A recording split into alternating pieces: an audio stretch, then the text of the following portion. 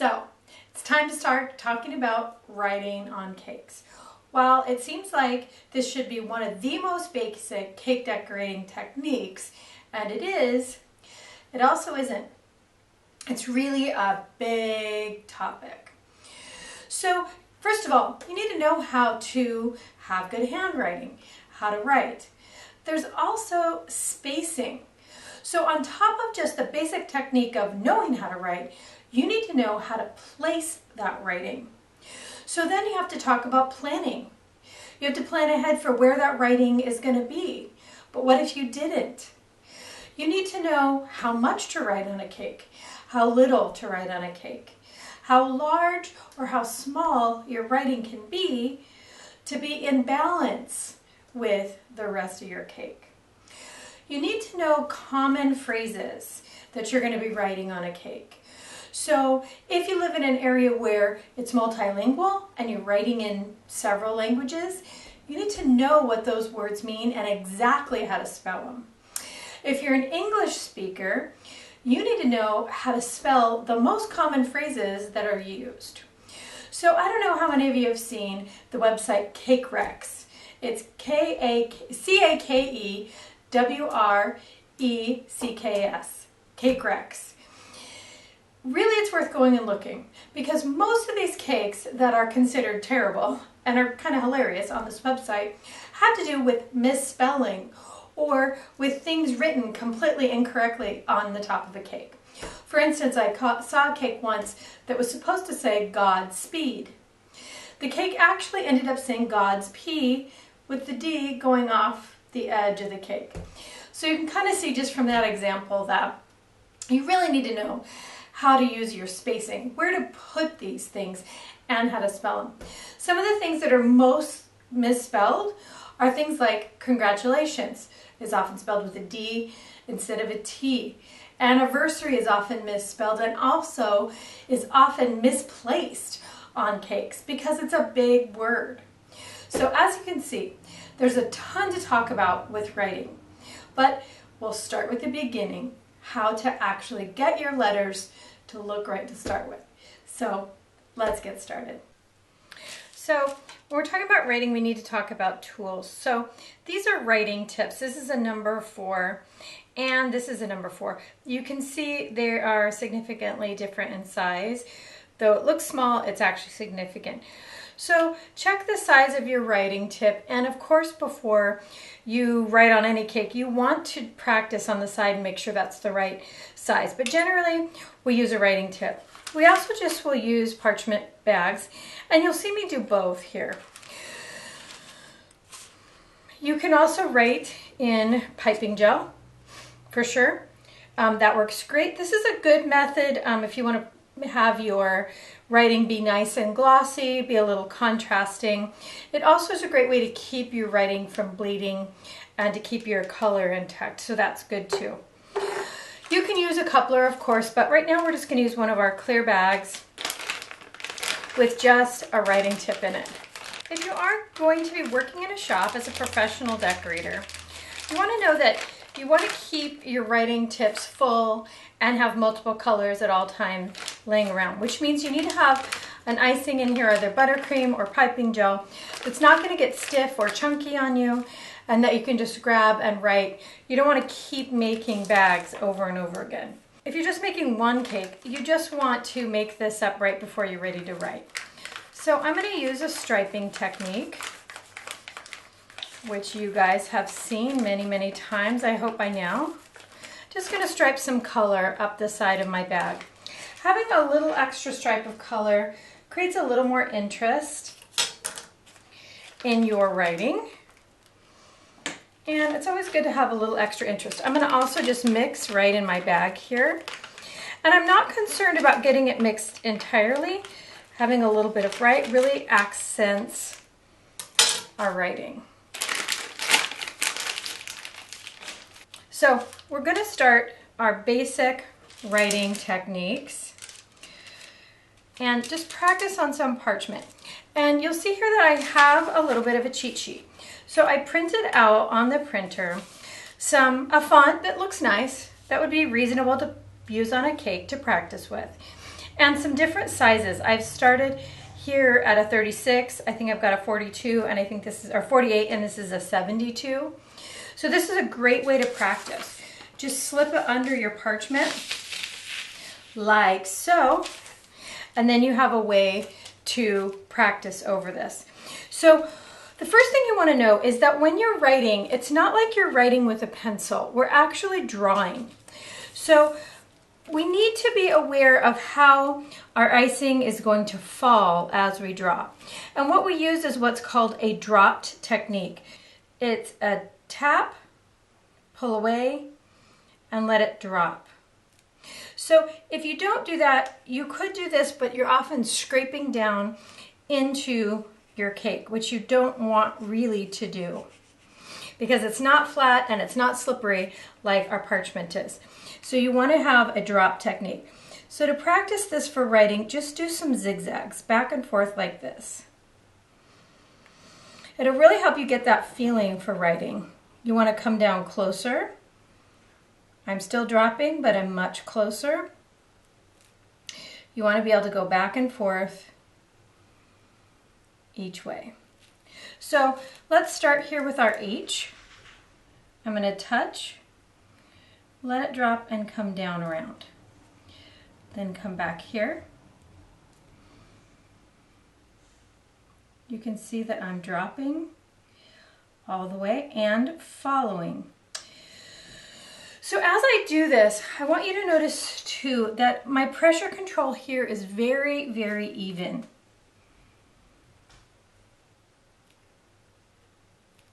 Very even. I'm not on and off with the pressure control. I'm just keeping it even so my line is even. Now for my smaller writing, I want a lighter pressure control. For my heavier writing here, I want a little heavier pressure control, but I'm still dropping my line all the way.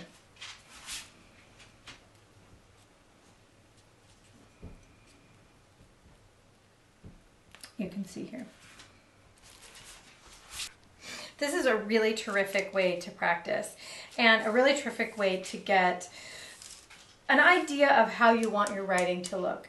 Now you may not have great handwriting yourself, but you can learn to copy someone else's or a font. So if we're writing in script, that's one way. If we're writing in block letters, that's another way. We're still dropping.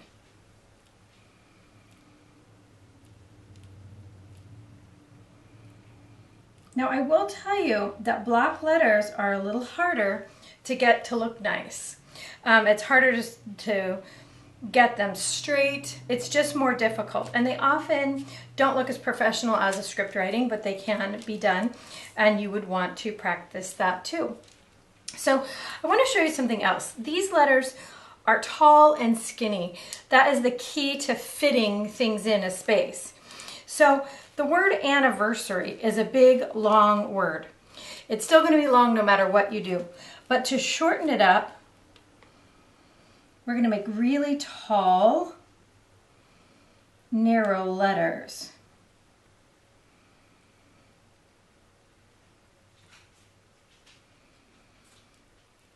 Anniversary. That's a pretty big word that we squeezed into a small area, and it's still legible. I'm going to see how our H is nice and tall, and then our P's are nice and long, and we have a nice frill on our Y. So that's really a key, is tall and narrow letters. Now, another thing is your flourishes. I want you to notice that. Let's write the letter G. See how you add flourishes? You kind of want to practice with these so that they're not just plain letters. How about a letter B? See, lots of nice flourishes. An S. So you want them to be dramatic and yet pretty. And so again, if you don't really have an idea of how to do this for yourself, print some stuff out and practice. Find some fonts that you really, really like, and then just keep writing until it feels comfortable and it looks pretty nice every time. Next, I want to talk about spacing. So I've just got the top of an 8-inch round here, which is a really standard size for a cake. Now, if you had the whole top of the cake to write, that would be fantastic. But often we really don't. So we need to think about the spacing ahead of time. So I want you to imagine where you might want to write. And then I want you to plan the quadrant for the writing in advance. So let's say that the rest of our design can go on the outside of these two lines. So let's say that we have flower, flower, flower, leaves and flower.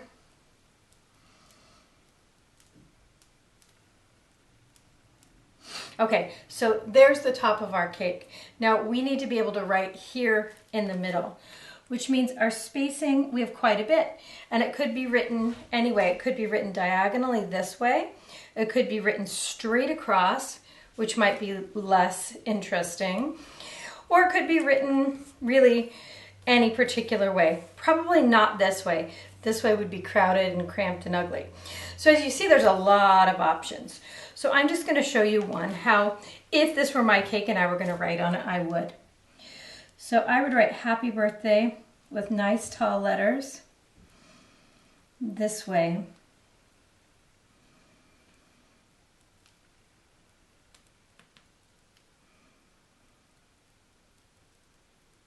So see how large I can make this even on the top of a small cake. Now don't be afraid to go outside of your imaginary line there. And you can see that it has some style and it's large enough, and it actually adds to the design of the cake. It doesn't take away from the design of the cake, and that's really what we want in writing. Let's use this large board for example. So this would be a half sheet cake, and you would imagine that you'd have a lot of space to write on here. But what happens if your design is right here in the middle of this cake? So maybe you have a large drawing, or let's say it's a boat, because that's kind of the shape we have here. So now we have some options. We might have borders that are going to take away some more of our space. You can see it's getting more and more and more narrow. Okay, so we have this space and this space to write in. So what do you choose? Do you choose here? Do you choose here? It really actually doesn't make any difference. It just depends on where it looks best in your design. Now let's say you have a lot to write and your client wants you to write happy 50th birthday to my loving husband. Okay, in this space we might have space for that. We also might want to tell our client that that's not going to look good on our design and have them bring it down to happy 50th birthday. So I'm going to write the longer one and let you see how crowded and cluttered this cake will look with it. So because I've already got a diagonal here, I'm going to kind of write this way. So I'm going to write happy, okay, 50th.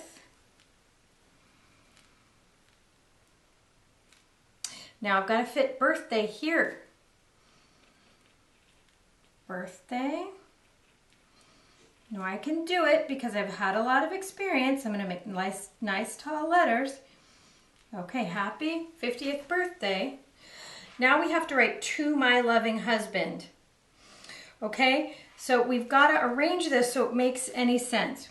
So I'm going to pick here to write to my loving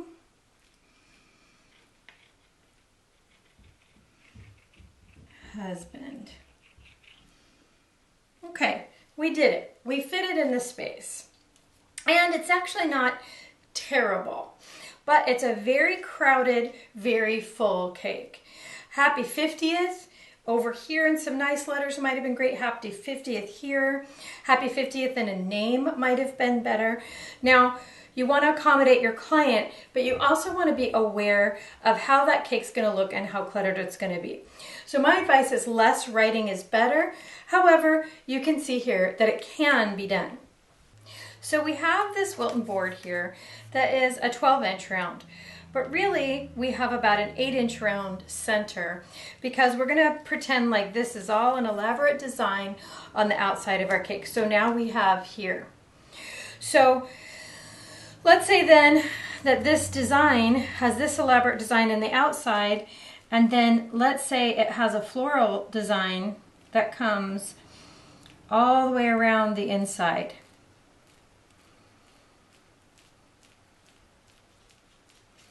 In here. And let's say there are leaves. Let's just pretend for now. So you can see how quickly and easily I'm closing in on what would be my writing space.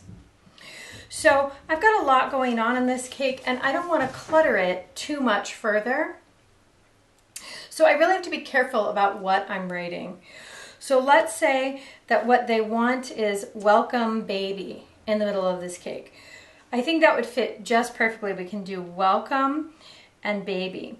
But let's say they want welcome baby Grace. Now what do? I've really got a small space. One of two things. If you are not a highly experienced writer, say, I'm not going to be able to fit that on that design. Maybe let's consider something else. The something else that you consider is, let's say that this is now the base. Let's say that this is now the base of my cake. I can actually write on the base of my cake board. So as I put my cake down here, let's say that this cake has all this busy going on top, but not a lot on the border. So I can actually use the base of my cake to write. Another technique could be used is writing on the side. It's very difficult and you have to be skilled, but it can work. So there are some alternatives. But now we have this small space to write in. So let me show you how I would do this. I'm going to mark it out just so you can kind of get an idea. I would kind of write diagonally here. And I'm going to write my nice tall letters and I'm going to get as close as I can here without intruding on my design.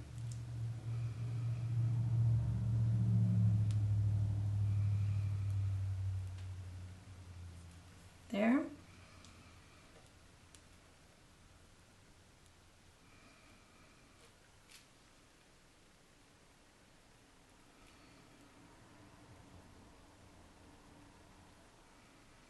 Okay, so we were able to fit that in and it really is okay, but as you can see, if all of this is full of design and all of this is full of design and that's here, it's a pretty crowded cake. But it does work and you can see how I laid it out. So one word at a time. And you want to be able to write, if you're going to write, in large enough letters where it's pretty to see. So let's come back here. And let's pretend that we only have this much space to write in. And watch how this quickly becomes cluttered and crowded and really not readable. Okay, in this case, you can see that I wrote it. Maybe you can figure out what it says, but maybe you can't. In this case, you don't write on the cake. You don't compromise the design of the cake for the writing. You let your customer know that, you know, maybe that's really not going to work out. Maybe it's not going to make the cake look the best. And now lots of modern designs don't even have writing. But another thing that you could do is do something like this, where you have your plaque and you could set it in the middle. And maybe you have flowers, you know, around the cake somewhere, and you can still place it in without really intruding on your design too much. One way to be sure that your writing is good before you put it on the cake is to do it in candy melt. So I've created some candy melt, basically little plaques, and these you would set on the cake. That way you're 100% sure that your writing is good, your spelling is right, It's a really good thing to do to have in a bakery if you're working in a commercial shop and you have front end people who maybe don't know how to write on a cake. So what you want to do is just create several sizes of these to have on hand. And if you're doing them for one in particular cake, at home you want to make even 4 or 5 of these because they can, oh, got a little bubble, they can break. So I want you to see that I'm making sure that each letter touches. The reason is that it creates more strength and is less likely to break. So I'm going to come back in here and create my eye so these two touch. And when I make my circle in the end, you see that it covers 3. Shit. I want to show you a couple ways that you can ensure that your writing turns out right on the top of your cake. So one of the ways is to use candy melt, which I'm doing here. And we're going to make hard drying letters so that you can just place them on your cake. But there's a couple of tricks. The first is that you need to remember that this is going to be very fragile. And so each line needs to be attached to something else in another way. So if you watch carefully, you can see that I'm double attaching each of these. See how I went over the P? And you might even want to attach there just a little bit, because they're going to be fragile and they're going to break. So the sturdier you can make them and the more attached to each other,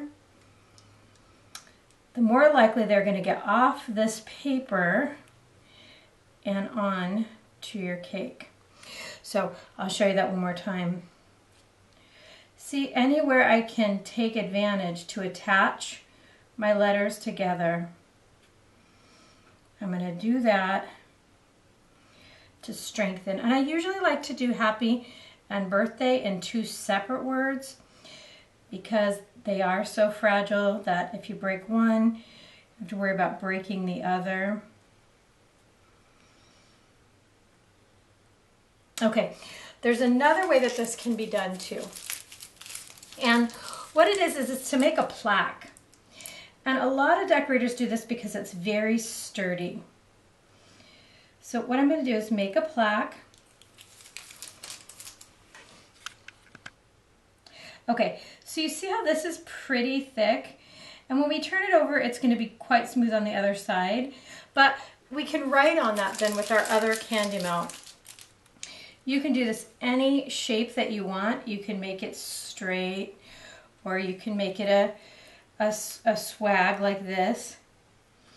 And then when we turn it over, we've got this nice thick plaque that really is going to give us a way to stand up our lettering on our cake.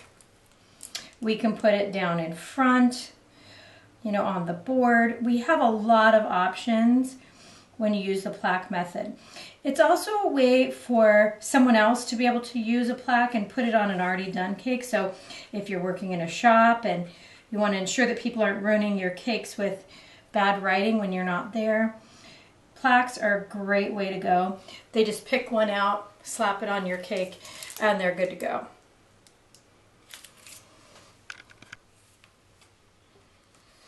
Once your plaques are nice and dry, you just turn them over.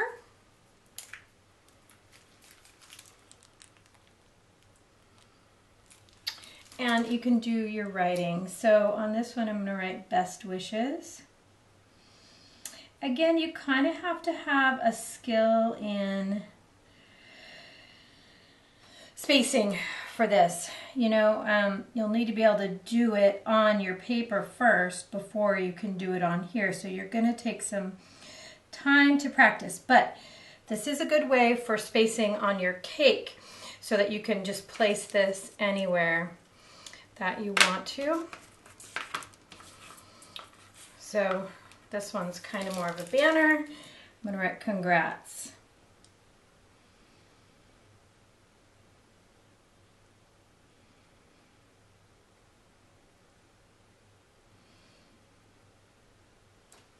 So you have those.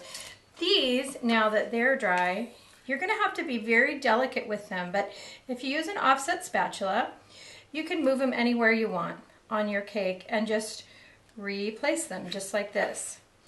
So this way you have the flexibility to place, you know, them on top of each other or side by side just like that. If you're careful and don't use your fingers a lot, like pinch them, they don't break that much and they're far easier to place if you use the spat.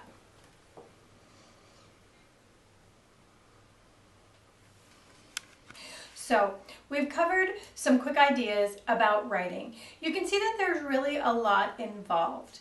There's something that I didn't talk about yet that I'd like to talk about now, and that's color. If you noticed, I actually wrote in a fairly pastel color. What I wanted you to know, a big mistake that a lot of decorators make, is that they'll use the darkest color in their design, or a very solid color in their design, or a color that isn't even in their design, like maybe black. And I want you to know that you're looking for overall balance. And really what you're looking for is a color that's strong enough to be seen, but not so strong that it overpowers your design. So if your design has red in it, like a lot of kids' cakes have primary colors, then the red or the blue are a great option. If your cake is pastel, you don't want to choose red or dark blue. Let's say the cake has 3 colors. It's yellow, lavender, and pink. Choose any one of them and use that as your writing color. So you want your writing to be a complement to your cake and not a detriment to your cake. So be careful about that in considering your colors. Make sure that your writing does not overtake your cake. Now, there's an exception to this. On some cakes, the writing is the design. And if that's the case, make the writing the focal point and make it be clear in your design that the writing is the focal point so that you don't clutter other things in on top of it as well. But really make sure that your writing accents and complements your cake in where it's placed, in the size, and also in the color. And make sure that your writing is legible, spelled right, and really appropriate for the cake. And don't be afraid to be a little bit of a counselor to your clients, who may be your friends and family or children, as to what is going to work for writing on your cake. So, you know, if somebody wants to write a book on the top of the cake, so for example, my mom had an order once that they wanted 100 names on. Really, that's more appropriate for a card, not on top of a cake. And while we don't want to be telling our clients no, we do want to be guiding them to what's going to look amazing on their cake. So you as a decorator and the designer need to be very thoughtful in the placement and what you allow to be written on the top of what's really your design. So a lot to consider here. Really take the time to learn how to write, practice, use the techniques of using candy melt and placing that on your cake. Use and practice different mediums like piping gel to write on your cake with, and have a good time. Writing is really a skill, and it's a skill for an advanced decorator who knows how to use it thoughtfully and wisely. So I can't wait to see what you guys do with this. I hope you share your writing with me. If you have any questions, make sure you leave them here for us. We'll answer.